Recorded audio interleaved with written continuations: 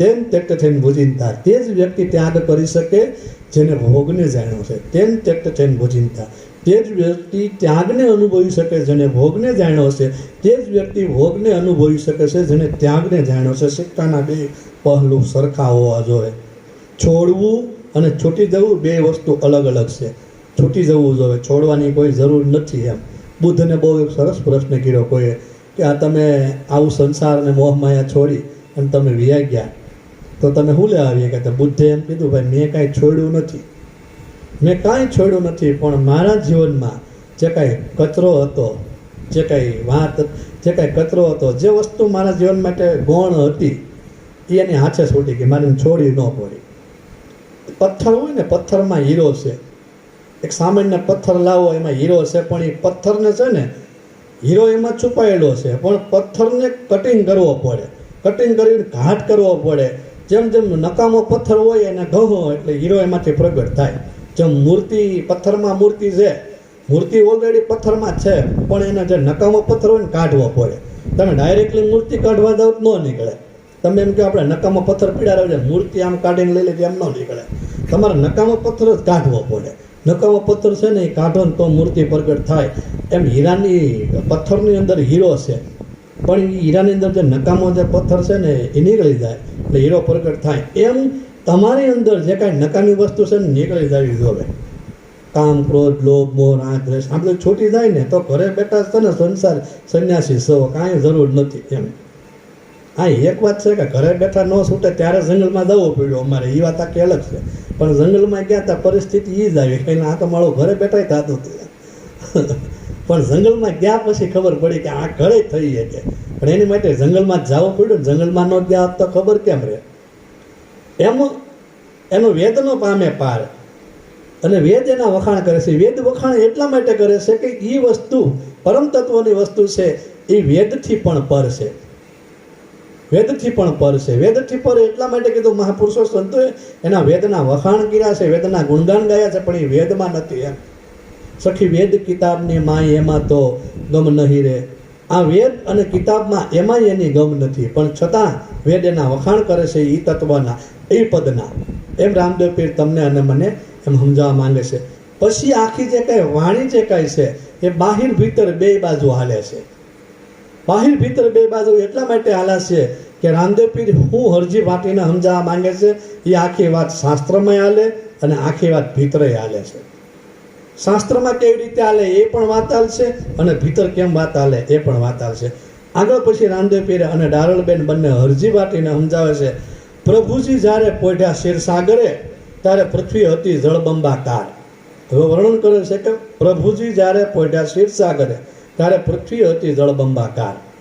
હવે જ્યારે બ્રહ્માંડનું જ્યારે બંધારણ થયું, પૃથ્વીનું જ્યારે બંધારણ થયું, ત્યારે પ્રભુજી જ્યારે હતા ને ત્યારે કે આખી પૃથ્વી જળબંબાકાર હતું. આપણે એક જૂની બહુ વાણી છે કે ભાઈ ગુરુ મારા મહામંત્રનો મહિમા વખાણું બ્રહ્માના વેદમાં, વખાણું બ્રહ્મના વેદમાં. હરિ નહોતા તેદું ચારે વેદમાં, ત્યારે હરિ ચારે વેદમાં નહોતા. 50 કરોડ પૃથ્વીમાં પાણી હતું તેથી નિરંજન હતા નિરાકાર. 50 કરોડ પૃથ્વીમાં પાણી હતું તેથી નિરંજન હતા એ નિરાકાર. અહીંયા જે કંઈ વાત ચાલી રહી છે એ રામદેવ પીર પહેલાં એ વાત કરે છે કે પ્રભુજી જ્યારે પોઢ્યા ક્ષીરસાગરે તેથી પૃથ્વી હતી જળબંબાકાર. ત્યારે પૃથ્વી જળબંબાકાર હતી એ પ્રથમ મુદ્દાની વાત કરે. જ્યારે કાંઈ નહોતું ત્યારે અંધકારમાં ધંધુકારમાં કાંઈ નહોતું એ કે ત્યારની વાત ચાલે છે. પણ હવે એ વાત શાસ્ત્ર પ્રમાણે કરી છે કે જ્યારે વિષ્ણુ ભગવાન જ્યારે ક્ષીરસાગરમાં, ખારા સમુદ્રમાં ત્યારે વિષ્ણુ ભગવાન પોઢ્યા હોય, સૂતા હોય, અને એના પગમાં ત્યારે મહાલક્ષ્મી સૂતા હોય. આવું આપણે શાસ્ત્રમાં અને પુરાણમાં આપણે વાંચવાને, જાણવાને, જોવા અને આપણે સાંભળવા મળ્યું છે. એ વાત કરતા હોય. પણ રામદેવ પીર તમને અને મને અને હરજી વાટીને કાંઈક અલગ સમજાવવા માંગે છે. એ વસ્તુ બહાર ઘટના ઘટી છે, પણ ભીતર કેમ ઘટી છે એ સમજાવવા માંગે છે. તો કે પ્રભુજી જ્યારે પોઢ્યા ક્ષીરસાગરે, તો પ્રભુજી જ્યારે પોઢ્યા ક્ષીરસાગરે એટલે હું તો માના ઉદરમાં જ્યારે બાળક જ્યારે હોય ત્યારે એમાં ફરતો જે ગર્ભ હોય ને એ ગર્ભમાં ક્ષાર જામેલો હોય, ખારું પાણી હોય. એ ક્ષારના હિસાબે એ બાળક એમાં પ્રાણવાયુના આધારે તરે છે. એક બહુ વાત એમ આવે છે કે જ્યારે બાળકનો જ્યારે જન્મ થાય છે ત્યારે સુરતા, સૂક્ષ્મ શરીર અને ચેતના 3 વસ્તુ આવે છે. પણ હજી અંદર જે છે એના જીવાત્મા અને પ્રાણની વાત આલે છે. ગર્ભની અંદર છે જીવાત્માની અને પ્રાણની વાત આલે છે. એ ગર્ભમાં ફરતું ક્ષારનો ભાગ હોય છે અને ક્ષારનો ભાગ હોય છે ત્યાં જઈ પિંડ જે ખોખું છે એ ખોખામાં કોઈ માયાવી જગત લઈને વાત છે નહીં, કોઈ પ્રકારનું ના એને રાગ દ્વેષ હોતો નથી. એટલે એને એના શબ્દ પ્રયોગ કર્યો, પ્રભુજી જ્યારે પોઢ્યા ક્ષીરસાગરે. એ બાળક ગર્ભમાં તરતું હોય એને રામદેવ પીરે પ્રભુજી પોઢ્યા ક્ષીરસાગરે એવું નામ આપ્યું. હવે એને જ ભગવાન બુદ્ધ એમ કહે છે. એ જ વાતને ભગવાન બુદ્ધ એમ કે માના ગર્ભમાં જ્યારે બાળક હોય છે ત્યારે એના આત્મા જેવું કશું હોતું નથી, એને અનાત્મા શબ્દ પ્રયોગ કર્યો. એકંદરે એ વાતની આપણે સહમત થઈએ. અનાત્મા એટલે કારણ કે આત્મા શબ્દ પ્રયોગ કરવા માટે હામી માયાની જરૂર પડે, આત્મા શબ્દ પ્રયોગ કરવા માટે હામું જગતની જરૂર પડે, આત્મા શબ્દ પ્રયોગ કરવાને માટે હામું કોઈક આકારની જરૂર પડે. જ્યારે બુદ્ધે અહીંયા અનાત્મા શબ્દ પ્રયોગ કર્યો કે ના અનાત્મા એટલા માટે ના કોઈ માયાનો લેશ જ નથી, ના કોઈ માયા જ નથી, તો આત્મા પરમાત્માની વાત જ ક્યારે, એટલે એને અનાત્મા શબ્દ પ્રયોગ કર્યો. કૃષ્ણ ભગવાને એથી વિપરીત વાત કરી. કૃષ્ણ ભગવાને ગર્ભમાં આત્મા શબ્દ પ્રયોગ કર્યો. આત્મા શબ્દ પ્રયોગ એટલા માટે કૃષ્ણ ભગવાને કર્યો કે ના માત્ર આત્મ સ્વરૂપ જ છે, બીજું કાંઈ નથી, પોતાનું જ સ્વરૂપ છે, બાળકનું જ સ્વરૂપ છે, ના એને કાંઈ લાગુ પડતી નથી. જેમ એ ક્ષીરસાગરમાં જેમ પ્રભુજી પડ્યા, રામદેવ પીરે અહીંયા પ્રભુજી શબ્દ પ્રયોગ કર્યો. પ્રભુજી જ્યારે પહોંચ્યા ક્ષીરસાગરે ત્યારે પૃથ્વી હતી જળબંબાકાર. એ જે ગર્ભમાં ફરતું પાણી હોય છે અને ફરતું પ્રાણવાયુના આધારે એ જે શરીર તરી રહ્યું છે ત્યારે પૃથ્વી હતી જળબંબાકાર. પૃથ્વી નામ દેહ, એનો જે દેહ છે ને એ આખો જળબંબાકાર, ફરતું ખારું પાણી અને ફરતું પાણી હોય ને એમાં એ બાળક છે એ તરતું હોય છે. પછી આગળ કે મહીમથીને વાહલે મહેલ રચાયો ત્યારે પ્રગટ્યા આદ ભવાની માતરે. મહીમથીને વાલે મહેલ રચાયો. જેમ આ જ્યારે બ્રહ્માંડની ઉત્પત્તિ થઈ ત્યારે મહીમથી અને વાહલે મહેલ રચાયો. મહેલ નામ આ પિંડ, આ શરીર. ત્યારે આ જ્યારે બ્રહ્માંડનું જ્યારે રચના થઈ ત્યારે શક્તિએ ત્રણેય પુરુષને ઉત્પન્ન કર્યા, બ્રહ્મા વિષ્ણુ મહેશને. ત્યારે શક્તિએ નિરંજન આરે જ્યારે વચને દીધા અને શક્તિએ એની સાથે સમાગમ કર્યો ત્યારે ત્રણ પુરુષ ઉત્પન્ન થયા. એવી રીતે આખું બ્રહ્માંડ મૈથુન સૃષ્ટિ ઉત્પન્ન થઈ એવી શાસ્ત્રોમાં ઉલ્લેખ છે. પણ અહીંયા રામદેવ પીર આપણને ભીતર એ વાત લઈ જાય છે. એક ઘટના બહાર ઘટે છે અને એક ઘટના ભીતર ઘટે છે. પણ એક બહુ સારી વાત છે, જો બહાર ઘટી હોય ને તો જ ભીતર ઘટે, નકર અંદર ન ઘટે. એક વાતની બહુ સમજવા જાય છે. અમારા તથાકથિત સંતો એમ કહે છે કે એ કાંઈ બહાર કાંઈ છે નહીં, બધું અંદર છે. પણ બહાર હતું તેથી અંદર આવ્યું, અંદર આવે જ નહીં. અંદર હોય ક્યારે, બહાર હોય તો જ અંદર આવે. આ ખોખું છે એ ખોખાની અંદર પેલા બહાર હશે તો આવ્યું છે ને. હું તમે જે બોલી છો એ પેલા બહાર હશે તો અંદર આવ્યું છે ને. એમને તો કેમ આવે છે? હવા જે છે પ્રાણવાયુ છે એ પેલા બહાર છે, બ્રહ્માંડમાં છે, અને પછી અંદર આવી છે. એમ તત્વ જે છે એ પેલા બહાર છે અને પછી અંદર આવ્યું છે. એમ કાંઈક એવું વસ્તુ છે કે જે પેલા બહાર હતું અને બહાર પછી અંદર આવ્યું, બાહિર ભીતર પછી એક તાર કરવાનું છે. એમ રામદેવ પીર શાસ્ત્રના માધ્યમથી પહેલાં વાત કરે, પછી એની વાત ભીતરથી વર્ણન કરે કે મહીમથીને વાહલે મહેલ રચાયો. મહેલ નામ આ શરીર, મહેલ નામ આ ખોખું. મહીમથીને વાહલે મહેલ. હવે મહીમથીને એટલે કે પિતાનો રજ અને પિતાનો બુંદ અને માનું રજ, આ બંનેનું જેનું સમાગમ થાય, આ બંનેનું મિલન થાય અને એનું મંથન થાય ત્યારે આ મંથનના માધ્યમથી આ જે કાંઈ શરીર છે, આ મહેલ છે, એનું ઉત્પત્તિ ભીતર થાય. ત્યારે આ મહેલ એ કે રચે, ત્યારે આ મહેલ બને. મહીમથીને વાહલે મહેલ રચાવે ત્યારે પ્રગટ્યા આદ ભવાની માતરે. ત્યારે આ ખોખાનું બંધારણ થાય, ત્યારે આ પિંડનું ભીતર જ્યારે બંધારણ થાય ગર્ભમાં, ત્યારે પ્રગટ્યા આદ ભવાની માતરે. ત્યારે અંદર આપણી અંદર ભીતર આદ ભવાની એટલે શક્તિ પ્રગટ થાય. આ શક્તિ જે છે, હમણાં આપણે શક્તિની જે ચર્ચા કરી છે, એ શક્તિ અલૌકિક શક્તિ મારી અને તમારી હારે ગર્ભની સાથે જોડાયેલી હોય. યદ્યપિ ત્યારે નાળ કટિંગ થાય, 9 માસ થાય અને જ્યારે એ માથી જ્યારે ગર્ભથી જ્યારે બાળક જ્યારે વિખૂટું પડે અને ત્યારે એની અંદર જે સુરતારૂપી અલૌકિક શક્તિ આવે, એ વાત આખી અલગ વસ્તુ છે. પણ આની અંદર જે કુંડળીની શક્તિ છે, ત્યાં આદ અનાદની જે શક્તિ છે એ ત્યારે પ્રગટ થાય. ક્યારે? જ્યારે એ બાળક જ્યારે 4 માસનું થાય અંદર અને હલન ચલન કરવા માંડે ત્યારે એની અંદર જે આદ ભવાની પ્રગટ થાય છે. આદ ભવાની એટલે ભીતર એની શક્તિ પ્રગટ થાય. હવે આપણે બધા શક્તિ ગોતતી પણ બહાર ગોતતી. કબીર સાહેબ એમ કે એક ભૂવો દૂજો ભૂવો ભૂવા હુવા 18 લાખા એ કે હાસી માતાની સંભાળ ન લીધી પછી ધૂણી ધૂણીને મુવા હીરે માર્ગ મારે જોવા નથી આ મનખો જન્મ મારે કોવો નથી. હાસી માતાની સંભાળ ન લીધી. તમારી અને મારી અંદર એક એવી શક્તિ રમણ કરી છે, એ માતા છે, એ આદ અનાદની શક્તિ છે. એ માતાની સંભાળ ન લીધી આપણે, એની આપણને જાણ નથી, પણ આપણે બીજે ધૂણી ધૂણીને મરી જઈએ એમ. પણ આની અંદર એક એવી શક્તિ રમણ કરી રહી છે. એ શક્તિ તમારા પોતાના સ્વરૂપને આ બ્રહ્માંડનો રચિતા બન્યો છે એને અનુભવવામાં એને અનુભવવામાં એ સક્ષમ છે, એવી શક્તિ છે. પણ આપણને ખબર નથી. એટલે આપણે એમ કહે કે ભાઈ કબીરને થાય, રામદેવ પીરને થાય, જીવણને થાય, મીરાને થાય, આપણને ન થાય. આપણે કાંઈ કરવું નથી, ક્યાંથી થાય? આપણને ખબર નથી, આપણને ખ્યાલ નથી, તો આપણને ક્યાંથી થાય? આપણને ખબર જ નથી કે આપણી અંદર એ અલૌકિક શક્તિ રમણ કરી રહી છે, તો આપણને ખબર ક્યાંથી હોય? જૂના જમાનાની એક વાત છે કે એક સિંહણ હતી. એ સિંહણ બરોબર શિકાર કરવા જતી હતી, અને શિકાર કરવા જતી હતી અને સિંહણને ગર્ભ રહી ગયેલો, અને એક પહાડ ઠેકવા ગયો એટલે એને જે બાળક હતું સિંહનું બચ્ચું એ ઘેટાના ટોળામાં પડી ગયું. ઘેટાના ટોળામાં પડી ગયું, એનો જન્મ થઈ ગયો અને ઘેટાના ટોળામાં પડી ગયું. સિંહ તો વહી ગઈ, કાંઈ ખ્યાલ લ્યો નહીં, કારણ કે પહાડમાંથી બચ્ચાનો જન્મ થઈ ગયો, નીચે ઘેટાના ટોળામાં પડ્યું. હવે એ સિંહનું બચ્ચું ઘેટાના ટોળામાં, જ્યાં જોવે ને ઓલા ઘેટા બે બે કરે તો એ સિંહ બે બે કરે, બચ્ચું બે બે કરે. કરતાં કરતાં 5-6 મહિના 6-7 મહિનાનું થઈ ગયું તો ભાઈ સિંહ તો હાવ જ થઈ ગયો, મોટો જબર. હવે એમ કરતાં કરતાં થોડોક સમય ગયો એટલે આખા ઘેટા બકરાના ટોળામાં ઓલો સિંહ તો મોટો બતાય હાવ જ. એમાં જંગલમાં બરોબર આ ટોળું હતું ને ઓલો સિંહ શિકાર કરવા માટે આવ્યો. વૃદ્ધ સિંહ શિકાર કરવા આવ્યો ત્યાં હાવજને ભાળી ગયો.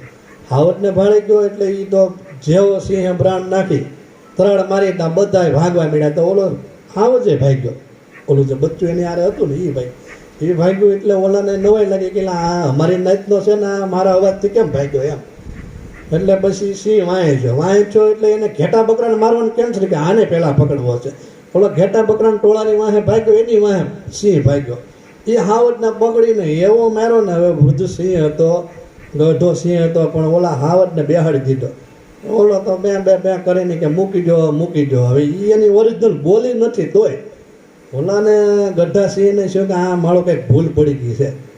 તવડી કાઢવીને એને પકડી કાઢીને મોઢામાં લઈ ગયો. લઈ કાઢવીને એને નદી કાંઠે લઈ ગયો. નદી કાંઠે લઈને કીધું તું ઘેટા બકરાના ટોળામાં આવી ગયો છો અને તું સિંહ છો, તું આમ મોઢું છો. અને આમ એને મોઢું બતાવ્યું નદીમાં. તા તો બે હિરખા, એટલે આ તો મારી જેવો છે, હું તો આની જેવો છું. અને જ્યારે એને પોતાને ખબર પડી કે હું સિંહ છું, હું ઘેટું બકરું નથી, અને એવો અવાજ મારતો બે બે અવાજ ગયો ને એવી તરાડ નાખીને ત્યાં આખું જંગલ ગજવી માર્યું. કે કોકે તરાડ નાખી અંતરનાદ નીકળ્યો કે હું સિંહ છું. એ ઘેટા બકરાના ટોળામાં ન રહેવું, ધ્યાન રાખવું એમ. આપણે સિંહ છીએ, મારો કહેવાનો અર્થ એમ. સમજ્યા? આપણો કહેવાનો મિનિંગ એમ છે કે આપણે સિંહ છીએ, આપણને આપણા પોતાની શક્તિની ખબર નથી. ગુરુ છે એ પોતાની શક્તિનો અહેસાસ કરાવી દે, અનુભવ કરાવી દે. જેમ સિંહે એના હાવજને દહડી કાઢવીને એને પોતાનું પ્રતિબિંબ દેખાડ્યું કે આ હું છવી તું છો, પણ તું ગલત જગ્યાએ તારો ઉછેર થઈ ગયો, ગલત જગ્યાએ તું વિયે ગયો અને પોતાના નિજ સ્વરૂપને એને ભાન કરાવી દીધી કે તું સિંહ છો, તું કોઈ ઘેટું બકરું નથી. એમ આપણે પરમ તત્વ, ઈશ્વરી તત્વ, આત્મ તત્વ, આપણે એના પુત્ર છીએ. આપણે કોઈ સામાન્ય ઘેટા બકરાના પુત્ર નથી. એવી આપણને અંદર શક્તિ રમણ કરી રહી છે, એનું આપણને ભાન હોવું જોઈએ. પણ આપણે બધી નાહકની શક્તિ બધે બીજે કંઈક વેડવી નાખી. એનો અર્થ હું એટલે કીધું કે પ્રગટ્યા આદ ભવાની માત્રે. ઈ જ્યાં પિંડ છે ત્યાં આદ ભવાની, ત્યાં શક્તિનો પ્રાગટ્ય થાય. પછી આગળ રામદેવ પીર કહે છે કે પાર્વતી રૂપે જ્યારે પ્રગટ્યા, પોતે પ્રગટ્યા. હવે પાર્વતી રૂપે જ્યારે પોતે પ્રગટ્યા એટલે એ આખી શિવ અને શક્તિની વાર્તાલાપ આવે. તમારું ડાબું અંગ અને જમણું અંગ છે, ડાબું શરીર છે, ડાબો ભાગ છે એ શિવ છે અને શક્તિ છે, અને જમણો ભાગ છે એ શિવ છે. શિવ અને શક્તિ તમે અર્ધનારેશ્વરનું ખોટું જોયું હોય, એમાં અડધો ભાગ પાર્વતીનો છે અને અડધો ભાગ શંકરનો છે, અડધો ભાગ શક્તિનો છે, અડધો ભાગ શિવનો છે. એમ તમારું અને મારું શરીર જે કાંઈ છે એ બે ભાગમાં વિતાવ્યું. ડાબું છે એ શક્તિ છે અને જમણું છે એ શિવ છે. ડાબું છે એ ચંદ્ર છે અને જમણું છે એ સૂર્ય છે. જીરે લાખા શિવ અને શક્તિની તમને હું ઝુકતી બતાવું. આમાં શિવ અને શક્તિ કેમ છે એની હું તમને ઝુકતી બતાવું. તો ડાબું અંગ અને જમણું અંગ, ચંદ્ર અને સૂર્ય બંનેનું મિલન થાય ત્યારે શિવ શક્તિનું મિલન થાય. એમ અહીંયા એમ કહે છે કે પાર્વતી રૂપે જ્યારે પોતે પ્રગટ્યા, પાર્વતી રૂપે જ્યારે પોતે પ્રગટ્યા, જ્યારે સર્વપ્રથમ જ્યારે દેહનું જ્યારે પ્રાગટ્ય થયું ત્યારે પાર્વતી રૂપે એટલે શક્તિ રૂપે જ્યારે પોતે જ્યારે પિંડમાં પ્રગટ થયા. પછી કે આણ્યો તેદી આદ જુગનો પાઠ રહે. આણ્યો તેદી આદ જુગનો પાઠ. આણ્યો તેદી આદ જુગનો પાઠ એટલે શું? કે ત્યારે આ પિંડની અંદર, આ શરીરની અંદર એક શક્તિરૂપી માનું પિંડ છે અને એક એની અંદર બીજું જે પિંડ છે એની અંદર પાઠ આણ્યો. પાઠ આણ્યો એટલે આ શરીરનું સ્થાન ઊભું છે. આ શરીર એમાં રચાયું. પાઠ નામ આ શરીર, એક મહેલ નામ એક શરીર કીધું અને પાઠ નામ આ શરીર. આ શરીરનું બંધારણ થયું. આ પાઠ તેદી આણ્યો રહે. અને પછી આગળ જતા એમ કે આ ધરતી માથે અમરધરા આળખી રહે ત્યારે ઘડિયા કાંઈ ગગન કેરા ઘાટ રહે. આ ધરતી માટે ઈ ખોખું જે કાંઈ છે, ઈ જે પિંડ છે, એ પિંડ જ્યારે ગર્ભમાંથી જ્યારે બાળકનો જ્યારે જન્મ થાય ત્યારે એ પિંડ જ્યારે બહાર આવે ત્યારે કે આ ધરતી માટે, આ ખોખા માથે અમરધરા આળખી રહે. અમરધરા જેવી રીતે કે આપણે કોઈ પ્લોટ હોય અને એ પ્લોટને આપણે આળખવાનું હોય, ચિતરવાનું હોય, પાયા આપવાનું હોય, એને આળખવું નામ ચિત્રણ કરવું, દોરવું. આપણે પાયા જે છાપીએ ને એમ કે આ ધરતી માટે અમરધરા, ધરતી માથે કે અમરધરા આળખી. આ જે તમારું જે ખોખું છે ને એની ઉપર અમરધરા એટલા માટે કીધું. અમરધરા શા માટે કહેવામાં આવે? કે આ જે શરીર તમને મળ્યું છે ને એ શરીર તમને અમૃતત્વ પામવા માટે મળ્યું છે. આ જે શરીર તમને મળ્યું છે ને એની ઉપર મહાપુરુષો સંતોએ અમરધરા આળખી છે કે આ શરીર કોઈ સામાન્ય નથી. આ તમને અમૃતત્વ પામવા માટે આ ધરા આપણે બનાવવામાં આવી છે. મનુષ્ય દેહ હું લેવા મળ્યો તો અમૃતત્વ પામવા માટે અમરધરા આળખી રહે. આ શરીર છે ને એ જે ધરા કીધી છે અને એટલા માટે આળખી છે, એનું એટલા માટે ચિત્રણ કર્યું છે, એને એટલા માટે બનાવ્યું છે કે તમે આમાં મુક્તિ, મોક્ષ, નિર્વાણ શું છે એ પામી શકો. એટલા માટે અમરધરા આળખી, આ ધરતી માટે અમરધરા આળખી રહે. પછી કાંઈ ત્યારે ઘડિયા કેરા ગગન કેરા ઘાટ રહે.